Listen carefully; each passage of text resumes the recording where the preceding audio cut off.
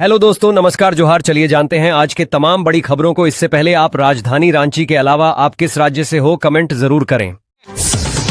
झारखंड में मानसून सक्रिय हो गया है। राजधानी रांची समेत कई जिलों में लगातार बारिश हो रही है। मौसम विभाग ने 6 जुलाई तक भारी बारिश की चेतावनी जारी करते हुए 6 जिलों में रेड अलर्ट घोषित किया है। नागरिकों से अपील की गई है कि वे अनावश्यक रूप से बाहर न निकलें और सतर्क रहें। राज्य के ऊपर बना चक्रवाती परिसंचरण अगले 2 दिनों तक तेज बारिश का कारण बन सकता है। जल जमाव, नदियों का जलस्तर बढ़ना और वज्रपात की घटनाएं संभावित हैं। जिन जिलों में भारी बारिश की आशंका है उनमें रांची, रामगढ़, बोकारो, धनबाद, खूंटी, गिरिडीह और हजारीबाग के कुछ इलाके शामिल हैं। साथ ही कोल्हान और संताल परिक्षेत्र के सभी जिलों में भी अलर्ट जारी है। बीते 24 घंटों में बोकारो में 30, दुमका में 25.2, जमशेदपुर में 18.9, राजमहल में 18.2 और गुमला में 16.4 मिलीमीटर बारिश रिकॉर्ड की गई। मौसम विभाग का अनुमान है कि 7 जुलाई से बारिश में कुछ कमी आ सकती है। तब तक लोगों को सतर्क रहने और आधिकारिक निर्देशों का पालन करने की सलाह दी गई है। अब घर बैठे चेक करें राशन कार्ड ई-केवाईसी की अंतिम तिथि और स्थिति। मिनटों में पूरी करें प्रक्रिया। यदि आपने अब तक अपने राशन कार्ड की ई-केवाईसी नहीं करवाई है तो सावधान हो जाइए। पहले अंतिम तिथि 30 जून थी, लेकिन प्रक्रिया अभी भी जारी है। हालांकि यह किसी भी समय बंद की जा सकती है। ऐसे में जिनकी केवाईसी लंबित है उनका नाम राशन कार्ड से हटाया जा सकता है।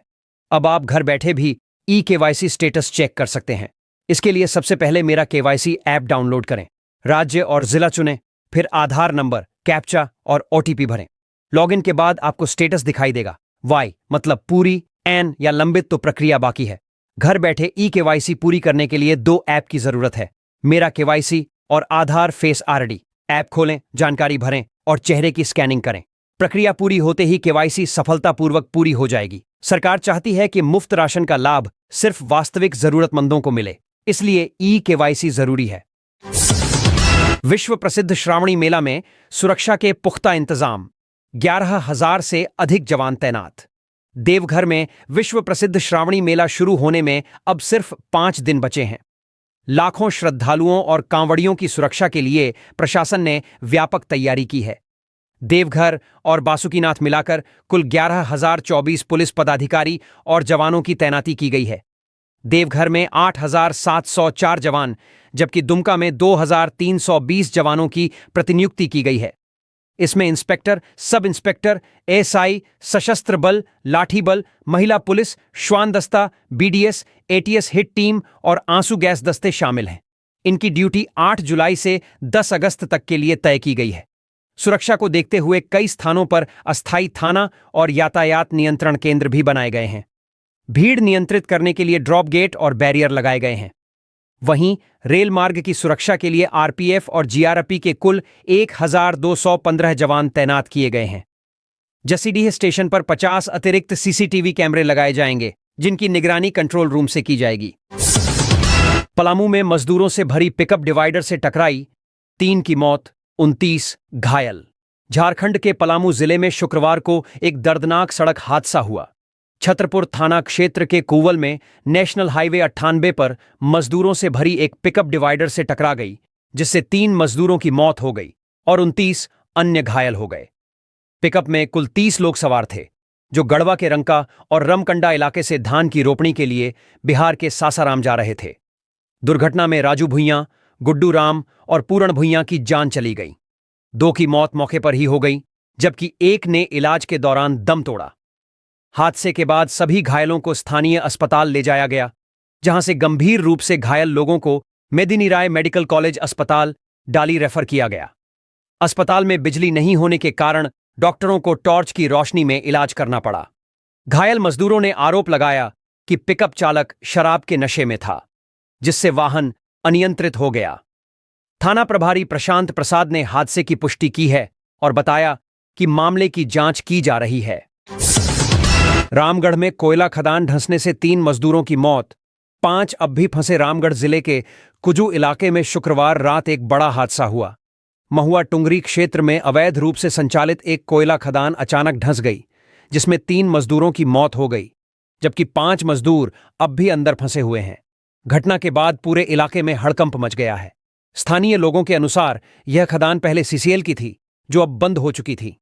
बावजूद इसके लगभग 10 मजदूर अवैध रूप से कोयला निकालने के लिए खदान के भीतर काम कर रहे थे। बारिश की वजह से खदान की दीवारें कमजोर हो गई थीं, जिससे खदान भरभराकर गिर गई। मृतकों की पहचान वकील करमाली, इम्तियाज और निर्मल मुंडा के रूप में हुई है। घटनास्थल पर राहत और बचाव कार्य जारी है। जेसीबी और अन्य मशीनों की मदद से मलबा हटाया जा रहा है ताकि अंदर फंसे मजदूरों को सुरक्षित बाहर निकाला जा सके। प्रशासन और स्थानीय पुलिस मौके पर मौजूद है और स्थिति पर नजर बनाए हुए है।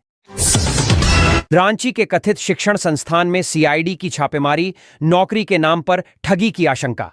राज्य अपराध अनुसंधान विभाग सीआईडी ने शनिवार को रांची के चुटिया थाना क्षेत्र स्थित केतारी बागान घाट रोड पर एक कथित शिक्षण संस्थान पर छापा मारा।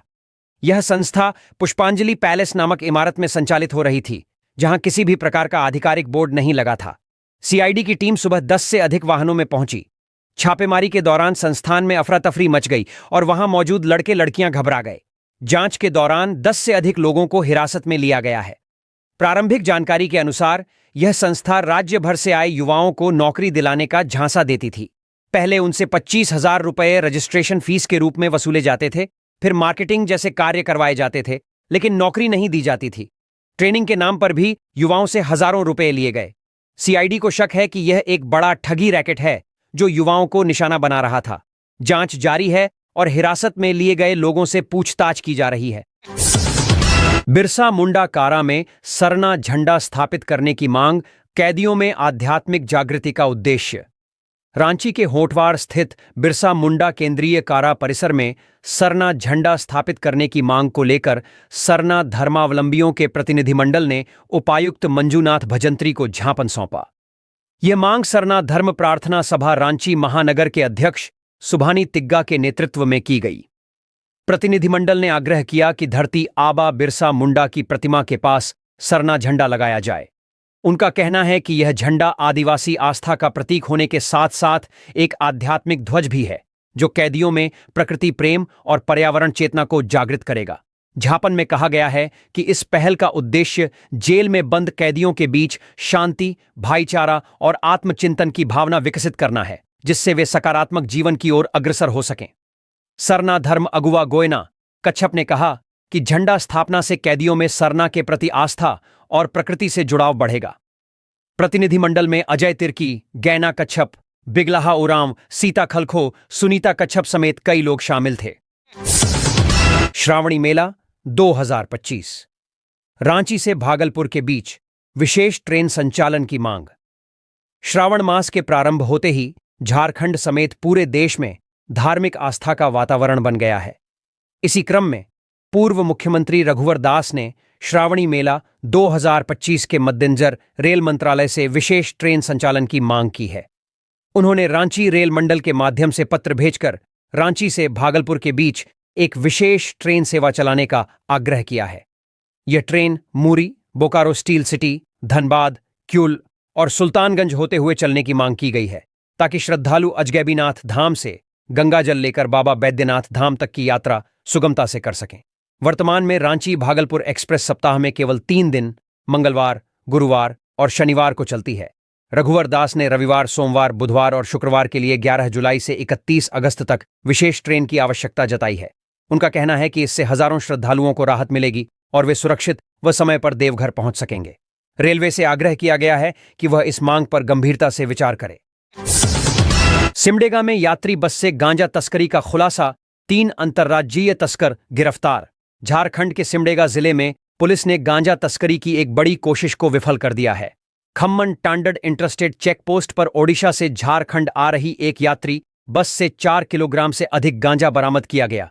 पुलिस ने मौके से 3 तस्करों को गिरफ्तार किया है। सिमडेगा एसपी एम अर्शी ने जानकारी देते हुए बताया कि राउरकेला गुमला NH 143 पर चलाए जा रहे विशेष जांच अभियान के तहत OSRTC की बस नंबर OD02CW3831 को रोका गया। बस की सीट संख्या 37, 38 और 39 पर बैठे 3 संदिग्ध यात्रियों की तलाशी ली गई। उनके पास से कुल 4.084 किलोग्राम अवैध गांजा बरामद हुआ। गिरफ्तार आरोपियों की पहचान ओडिशा के कैलाश चंद्र सुरेश, पंचवर्षी सिंह और अशोक कुमार महंत के रूप में हुई है। पूछताछ में उन्होंने गांजा तस्करी की बात स्वीकार की और बताया कि वे इसे झारखंड के रास्ते अन्य राज्यों में पहुंचाना चाहते थे। पुलिस ने गांजा जब्त कर तीनों के खिलाफ एनडीपीएस एक्ट की धारा 20 बीबी 2 बीबी के तहत मामला दर्ज कर लिया है। आगे की जांच जारी है। झारखंड बनेगा मेडिकल शिक्षा का हब, 6 नए मेडिकल कॉलेजों की नींव जल्द। झारखंड सरकार में स्वास्थ्य मंत्री डॉक्टर इरफान अंसारी ने कहा है कि राज्य जल्द ही मेडिकल शिक्षा और स्वास्थ्य सेवाओं का प्रमुख केंद्र बनेगा। नई दिल्ली में कांग्रेस महासचिव के सी वेणुगोपाल से मुलाकात के दौरान उन्होंने यह जानकारी दी। डॉक्टर अंसारी ने बताया कि राज्य में 6 नए मेडिकल कॉलेजों की स्थापना की प्रक्रिया शुरू हो चुकी है। साथ ही 4000 करोड़ रुपए की लागत से मेडिको सिटी का निर्माण भी जल्द शुरू होगा। रांची में बहुप्रतीक्षित रिम्स 2 की नींव भी अब तैयार है, जिसका उद्घाटन सोनिया गांधी और दिशोम गुरु शिबू सोरेन के हाथों कराए जाने की योजना है। बैठक के दौरान डॉक्टर अंसारी ने पासमानदा, बुनकर और अल्पसंख्यक समाज की समस्याओं पर भी ध्यान आकर्षित किया। उन्होंने कहा कि यह वर्ग वर्षों से उपेक्षित रहा है, जिसे अब कांग्रेस से फिर जोड़ा जाना जरूरी है। के सी वेणुगोपाल ने इस पर सहमति जताते हुए कहा कि संसद सत्र के बाद वे रांची आएंगे और प्रस्तावित महासम्मेलन में भाग लेंगे। उन्होंने डॉक्टर अंसारी के कार्यों की सराहना की और संगठन में उनकी भूमिका को अहम बताया। झारखंड सहायक आचार्य परीक्षा, सफल अभ्यर्थी बीएड विवाद में फंसे, आयोग ने डिग्री को अमान्य बताया। झारखंड कर्मचारी चयन आयोग द्वारा आयोजित प्रारंभिक विद्यालय प्रशिक्षित सहायक आचार्य प्रतियोगिता परीक्षा 2023 में सफल अभ्यर्थी अब अनिश्चितता के दौर से गुजर रहे हैं। आयोग ने उनके 2 वर्षीय बीएड कोर्स को लेकर आपत्ति जताई है और प्रमाण पत्रों की जांच के बाद डिग्री को अमान्य ठहरा दिया है। दिलचस्प तथ्य यह है कि भर्ती विज्ञापन में 1 वर्षीय बीएड डिग्री की अनिवार्यता का कोई स्पष्ट उल्लेख नहीं था। इसी आधार पर 2 वर्षीय बीएड धारकों के आवेदन स्वीकार किए गए, परीक्षा में सम्मिलित कराया गया और वे सफल भी हुए। अब प्रमाणपत्र जांच के समय आयोग कह रहा है कि केवल 1 वर्षीय बीएड ही मान्य होगी, जबकि अभ्यर्थियों का कहना है कि इग्नू की 2 वर्षीय बीएड डिग्री राष्ट्रीय मान्यता प्राप्त है और वर्षों से चल रही है। आयोग सुप्रीम कोर्ट के एक पुराने आदेश का हवाला दे रहा है, लेकिन उसी आदेश में संशय की स्थिति में सरकार को मार्गदर्शन लेने की बात भी कही गई है। अभ्यर्थियों ने चेतावनी दी है कि न्याय नहीं मिलने पर वे कोर्ट का रुख करेंगे। हजारीबाग के बड़कागांव में हाथियों का आतंक, किसानों की फसल पूरी तरह तबाह। हजारीबाग जिले के बड़कागांव प्रखंड में इन दिनों जंगली हाथियों का आतंक लगातार बढ़ता जा रहा है। हाल ही में हाथियों के एक झुंड ने ग्रामीण क्षेत्रों में धावा बोलते हुए किसानों की मक्के की फसल को पूरी तरह रौंद डाला। खेतों में 100% नुकसान दर्ज किया गया है। फसलों की तबाही की सूचना मिलने पर वन विभाग के अधिकारी मौके पर पहुंचे और प्रभावित क्षेत्रों का निरीक्षण किया। स्थानीय किसानों ने अधिकारियों को खेतों में ले जाकर नुकसान की वास्तविक तस्वीर दिखाई। हर तरफ उजड़े हुए खेत, टूटी फसलें और मायूस किसान नजर आए। किसानों का कहना है कि वे पहले ही आर्थिक संकट से जूझ रहे थे, ऐसे में यह नुकसान उनके लिए जीवन यापन का बड़ा संकट बन गया है। यदि जल्द मुआवजा नहीं मिला तो उनके सामने परिवार चलाना भी मुश्किल हो जाएगा। किसानों ने सरकार और प्रशासन से शीघ्र मुआवजे की मांग की है। अब निगाहें इस बात पर हैं कि प्रशासन इस आपदा को कितनी गंभीरता से लेता है और पीड़ितों को राहत कब तक मिलती है। गिरिडीह, मनरेगा योजनाओं में अनियमितता का आरोप, ग्रामीणों ने उपायुक्त से की जांच की मांग। गिरिडीह जिले के सदर प्रखंड अंतर्गत खावा पंचायत के ग्रामीणों ने मनरेगा योजनाओं में व्यापक अनियमितता और भ्रष्टाचार के आरोप लगाए हैं। इस संबंध में ग्रामीणों ने उपायुक्त को पत्र लिखकर पूरे मामले की निष्पक्ष जांच की मांग की है। ग्रामीणों का कहना है कि वित्तीय वर्ष 2020-22 में मनरेगा के तहत 3,63,000 रुपये की लागत से कूप निर्माण योजना चलाई गई, लेकिन कार्य पूरा नहीं हुआ। उसी वर्ष 4,87,000 रुपये से सड़क निर्माण का कार्य भी अधूरा बताया गया है। ग्रामीणों ने यह भी आरोप लगाया है कि वर्ष 2025-26 में एक ही स्थल पर 3 अलग-अलग योजनाओं का क्रियान्वयन दिखाया गया, जिससे करीब 1,34,000 रुपये की गड़बड़ी सामने आई है। शिकायत में मांग की गई है कि योजनाओं की स्थल जांच, मापी पुस्तिका का सत्यापन और तकनीकी निरीक्षण कराया जाए, ताकि वास्तविक स्थिति स्पष्ट हो सके। ग्रामीणों ने जिला प्रशासन से तत्काल कार्रवाई की अपील की है। अब देखना यह है कि प्रशासन इन आरोपों को कितनी गंभीरता से लेता है और जांच कब तक पूरी होती है। रामगढ़ कर्मा प्रोजेक्ट हादसा। बाबूलाल मरांडी ने राज्य सरकार को घेरा। कहा, यह हादसा नहीं, हत्या है। रामगढ़ के कर्मा प्रोजेक्ट में हुए हादसे पर भाजपा प्रदेश अध्यक्ष एवं नेता प्रतिपक्ष बाबूलाल मरांडी ने राज्य सरकार पर कड़ा हमला बोला है। उन्होंने कहा कि यह कोई साधारण दुर्घटना नहीं, बल्कि एक सुनियोजित हत्या है जो सरकार की लापरवाही और भ्रष्ट तंत्र के कारण हुई है। मरांडी ने कहा कि कोयले की अवैध खदान में कई मजदूरों के फंसे होने की आशंका से मन व्यथित है। उन्होंने कहा कि यह वही सरकार है जो दिन के उजाले में चल रहे इस काले कारोबार से आंखें मूंदे हुए हैं। उन्होंने कहा कि रामगढ़ हो या धनबाद, हर जगह मौत का यह कारोबार सरकार और पुलिस के संरक्षण में फल फूल रहा है। मरांडी ने आरोप लगाया कि जब राज्य में एक अवैध डीजीपी काम कर रहा हो तो प्रशासन से क्या उम्मीद की जा सकती है। उन्होंने सीसीएल द्वारा बंद खदान को माफिया द्वारा दोबारा शुरू करने पर भी सरकार की विफलता को जिम्मेदार ठहराया। उन्होंने इस पूरे मामले में उच्च स्तरीय जांच की मांग करते हुए कहा कि राज्य सरकार को हर एक जान का हिसाब देना होगा। रांची में इंटरनेशनल साइबर फ्रॉड रैकेट का भंडाफोड़, चीन से जुड़ा है कनेक्शन। 7 गिरफ्तार। रांची पुलिस ने राजधानी में संचालित एक बड़े निवेश घोटाले और इंटरनेशनल साइबर ठगी नेटवर्क का खुलासा किया है। यह नेटवर्क शहर के एक होटल से ऑपरेट किया जा रहा था और इसका सीधा कनेक्शन चीन की संदिग्ध कंपनियों से पाया गया है। साइबर क्राइम थाना की टीम ने इस मामले में 7 लोगों को गिरफ्तार किया है, जिनमें बिहार और झारखंड के युवक शामिल हैं। आरोपियों के पास से 12 mobile, 11 SIM card, 4 debit card, एक लैपटॉप और एक चेकबुक जब्त की गई है। पुलिस के अनुसार ये एजेंट मूनपे, ड्रैगनपे, सुपरपे और मैंगोपे इंडिया जैसी विदेशी कंपनियों के लिए काम कर रहे थे। टेलीग्राम के जरिए फर्जी एपीके फाइल डाउनलोड कराकर लोगों का बैंकिंग डेटा चुराया जाता था।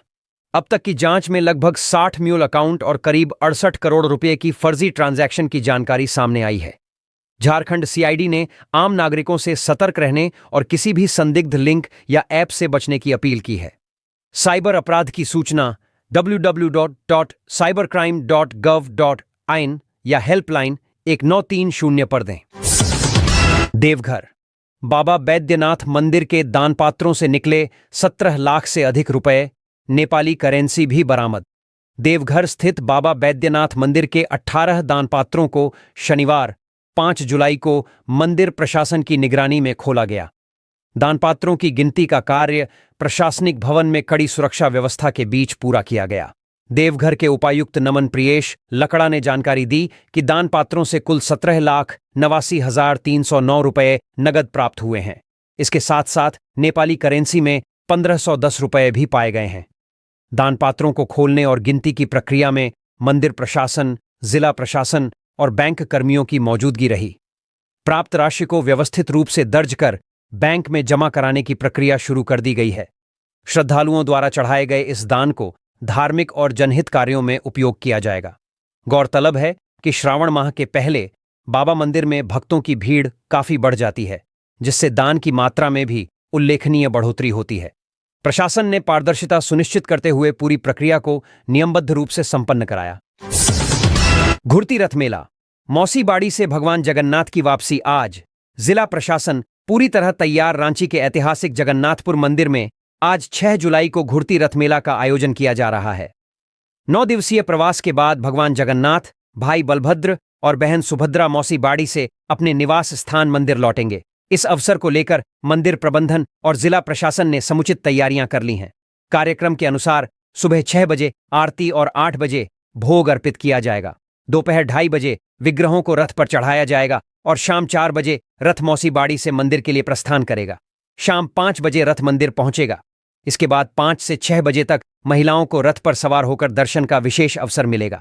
शाम 7 बजे भगवान की मूर्तियों को मंदिर में पुनः स्थापित किया जाएगा। श्रद्धालुओं की भीड़ को देखते हुए सुरक्षा के कड़े इंतजाम किए गए हैं। पुलिसकर्मियों की तैनाती के साथ सीसीटीवी कैमरे लगाए गए हैं और सादे लिबास में पुलिस बल भी मौजूद रहेगा, ताकि मेला शांतिपूर्ण ढंग से संपन्न हो सके। गिरिडीह मुहर्रम को लेकर पुलिस सतर्क। एसपी के नेतृत्व में मॉक ड्रिल का आयोजन।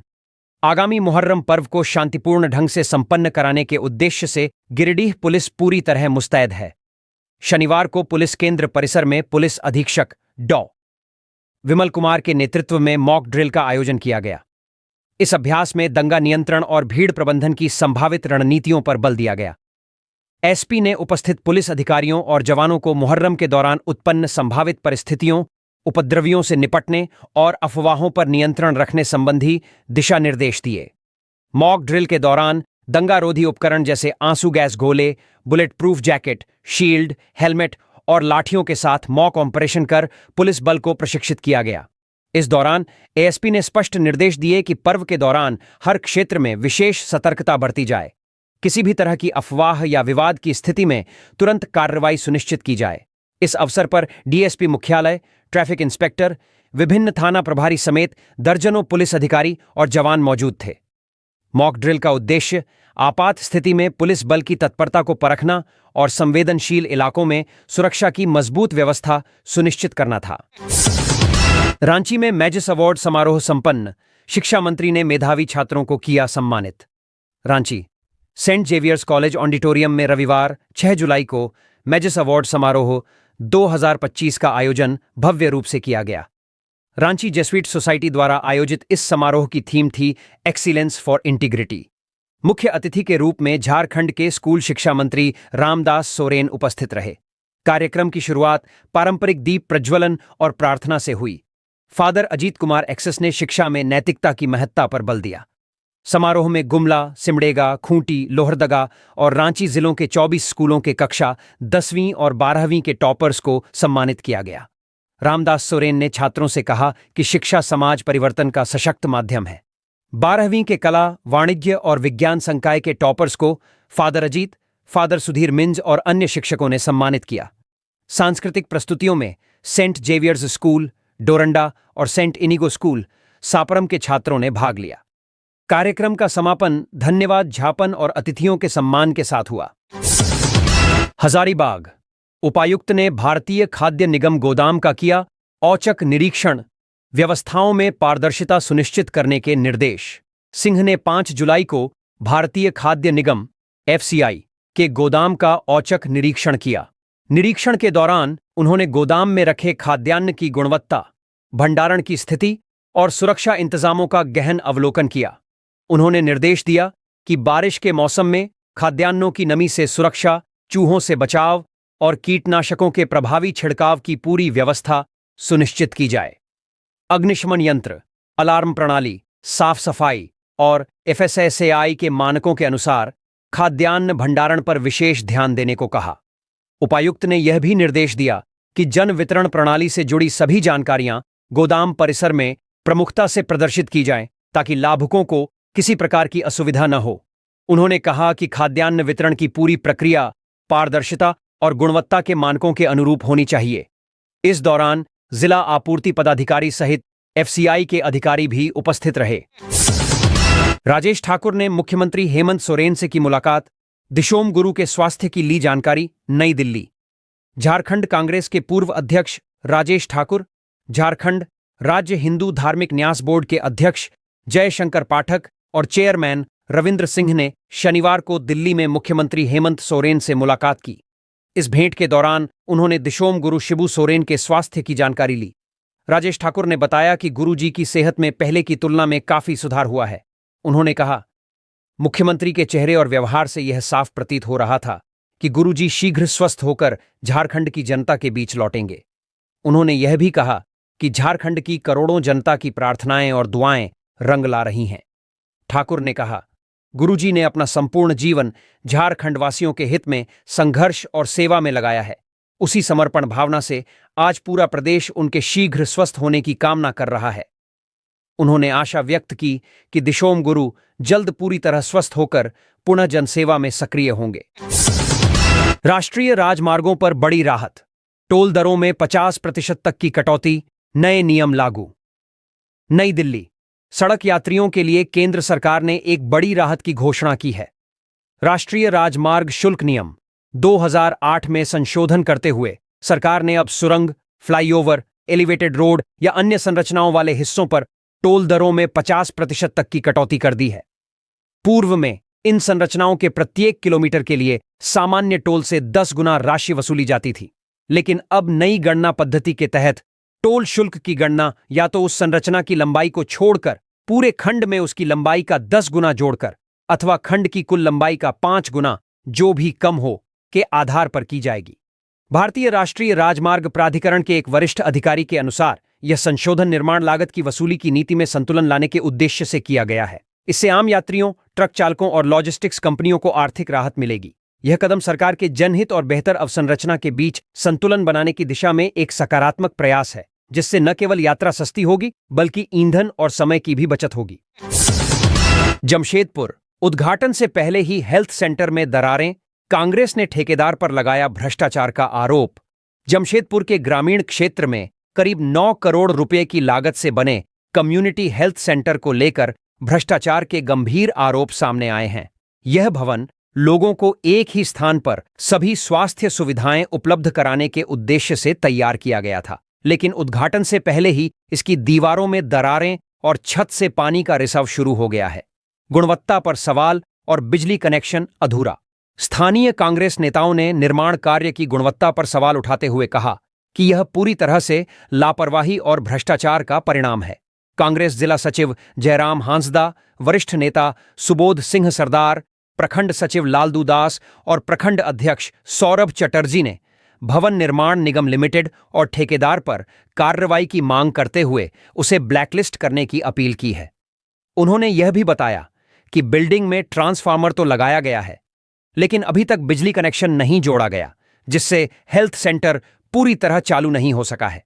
कई बार की गई शिकायतें, नहीं हुई कार्रवाई। कांग्रेस नेताओं का कहना है कि इस मुद्दे को लेकर भवन निर्माण विभाग के एसडीओ को कई बार लिखित शिकायतें दी गईं, लेकिन कोई ठोस कदम नहीं उठाया गया।